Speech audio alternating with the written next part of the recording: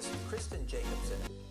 Hey everyone, I'm Kristen, the anxiety therapist, and thanks for checking out my video this week. So I want to talk a little bit about self-serving bias, and I was actually teaching about this to my psychology students a few weeks ago and thought this would be a really good topic for my video podcast. So I want to spend some time to unravel the fascinating concept of self-serving bias and how it sort of intertwines with our anxieties, perfectionistic tendencies, failures, and overall mental health.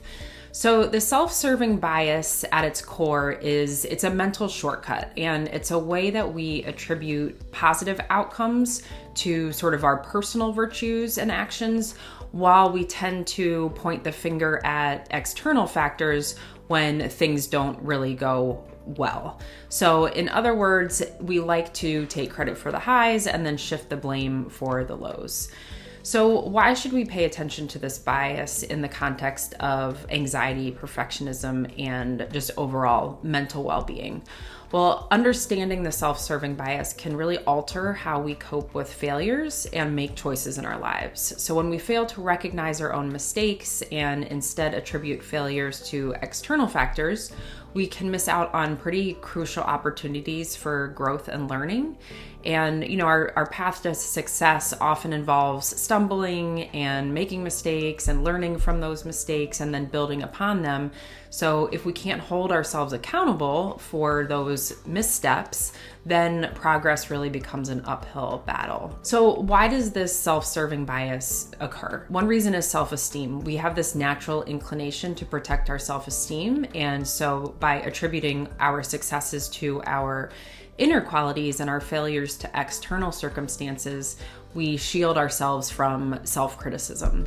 And this bias acts as sort of a self-esteem booster, right? Even if it distorts our perception of reality. Number two is self-presentation. So how we present ourselves to others is another piece of the puzzle. We tend to tailor our self-image to match what we think others want to see.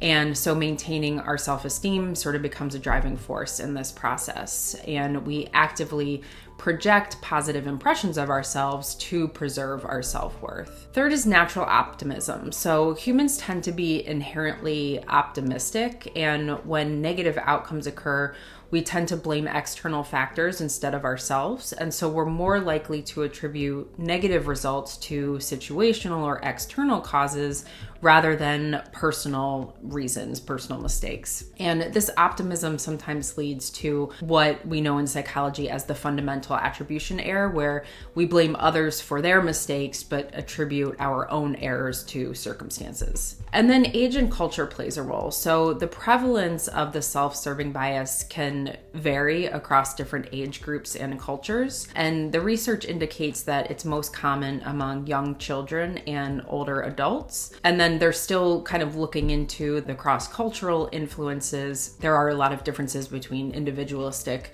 cultures that we live in and then collectivistic cultures. So why is all of this important? The self-serving bias can really impact various aspects of our lives, and this can be academic performance, careers, sports, relationships, you name it, it's likely impacted by the self-serving bias. And recognizing our role in both successes and failures provides really valuable opportunities for personal and professional growth. So how can you sort of combat this bias and make sure that it's not working against you or working in a self-sabotaging way? One is mindful awareness. So the first step is just recognizing when the self-serving bias is at play in your life, and learning about common cognitive biases can help you spot them in action and give you the chance to self-correct. Number two is self-compassion. So being kind to yourself is essential in mitigating the self-serving bias. When we practice self-compassion, we become less defensive and more open to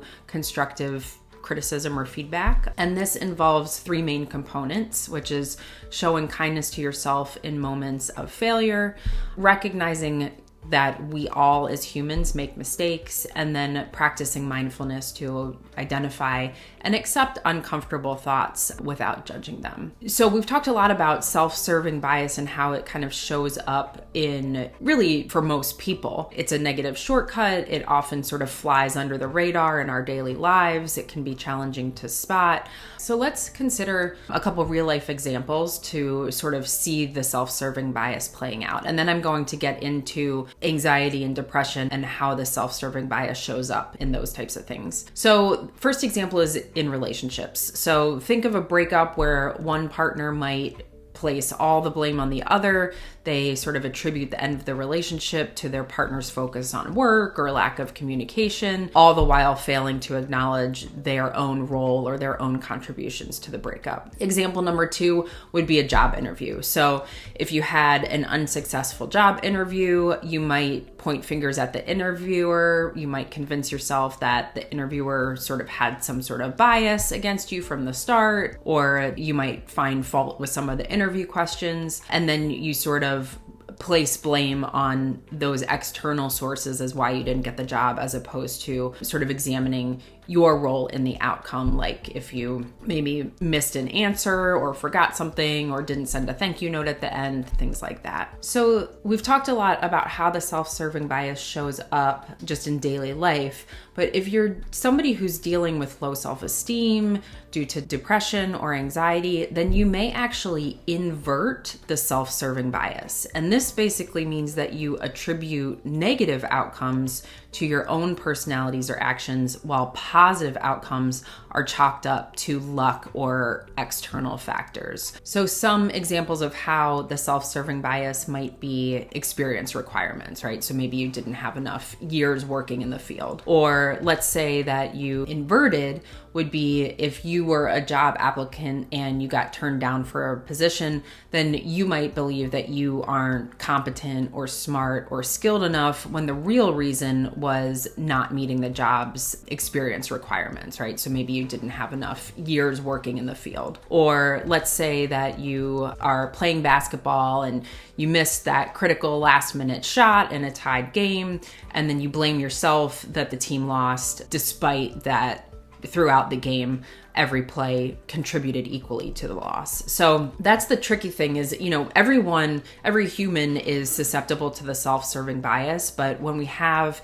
anxiety or depression or low self-esteem, we actually flip it so that we sort of feed this narrative that we are somehow not good enough. So that's one thing to be really aware of, that, the self-serving bias is a normal cognitive shortcut that everyone has, and we use this subconsciously, but when we are struggling in some way, we tend to actually sort of distort this very normal way of thinking, and it's sort of used against us in a way. So again, it all comes back to just that mindfulness, that awareness, and just really kind of taking a step back and looking at the big picture and how both internal and external factors are likely at play in just about any situation. So I know I just threw a lot at you. Please feel free to ask questions or leave a comment. I would love to hear how the self-serving bias or the inverted self-serving bias has shown up in your lives. And I will be back next week with another video. Be sure to visit my website and download some of my freebies. I have the How to Stop Overthinking bundle, which has some great free resources in it. So you can find that at catharticspacecounseling.com. And I will see you next week.